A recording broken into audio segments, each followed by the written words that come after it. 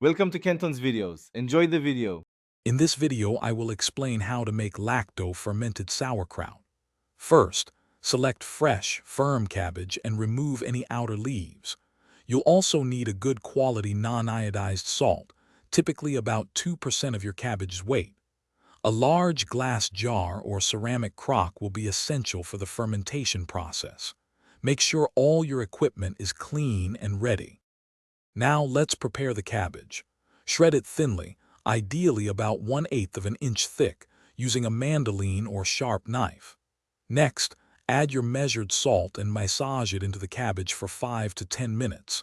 This draws out moisture, creating the brine. Once enough liquid forms, pack the cabbage and its brine very tightly into your clean jar or crock, eliminating air pockets.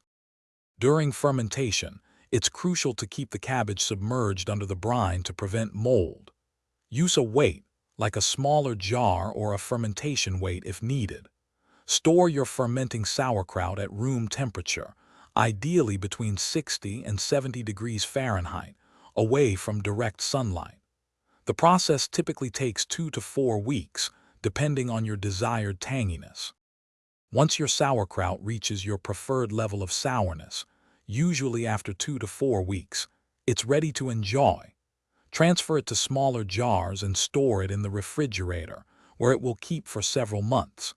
This delicious, probiotic-rich food is a fantastic addition to many meals. Remember to check the description for links to products mentioned and other great deals, including Little Tree's black ice for your car. Thanks for watching. Consider subscribing if we helped you.